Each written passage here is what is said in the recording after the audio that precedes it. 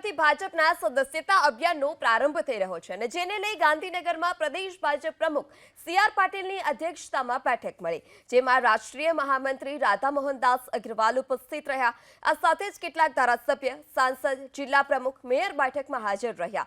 સદસ્યતા અભિયાનમાં કેવા સદસ્યોનો પક્ષમાં સમાવેશ કરવામાં આવશે અને કેવા સદસ્યોનો પક્ષમાં સામેલ કરવા આ કાર્યશાળામાં માર્ગદર્શન આપવામાં આવ્યું.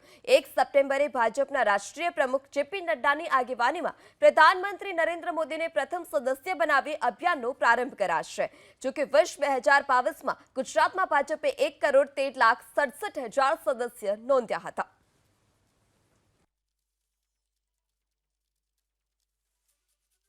આ બેઠકની અંદર ભારતીય જનતા પાર્ટીનું જે સદસ્યતા અભિયાન 1લી તારીખથી શરૂ થવાનું છે, એ 1લી તારીખના સદસ્યતા અભિયાન અંતર્ગત આજે જિલ્લા મહાનગરના પ્રમુખશ્રીઓ તેમજ પ્રભારીશ્રીઓ અને સદસ્યતા અભિયાન અંતર્ગત જે લોકોને જવાબદારી સોંપવામાં આવી છે તેના ઇન્ચાર્જશ્રીઓ અને સહ ઇન્ચાર્જશ્રીઓની બેઠક રાખવામાં આવેલી છે.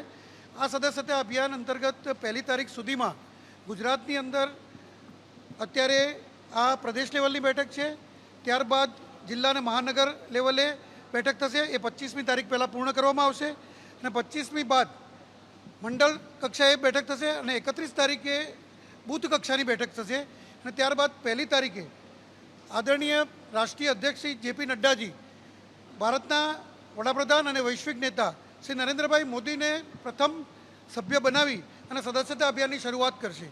ભારતીય જનતા પાર્ટીનું છેલ્લું સદસ્યતા અભિયાન 2020માં થયેલું, જેમાં ગુજરાતમાં 1,13,00,000 જેટલા પ્રાથમિક સભ્યો હતા, 1,40,000 જેટલા સક્રિય સભ્યો હતા અને આ સદસ્યતા અભિયાન અંતર્ગત ગુજરાતની અંદર પણ આ વખતે ગત વખતના ટાર્ગેટથી વધુ સભ્યો થાય તે માટેનો પૂરતો પ્રયત્ન કરવામાં આવશે અને એ માટે આજની આ બેઠકમાં વિશેષ સૂચના આપવામાં આવશે અને વિશેષ એના માટે જવાબદારીઓ પણ નક્કી કરવામાં આવશે. આખા ગુજરાતમાં જે ગઈ વખતનો ટાર્ગેટ છે તેના કરતાં પણ વધુ સદસ્યો થાય એ અંગે ભારતીય જનતા પાર્ટીનું આયોજન છે.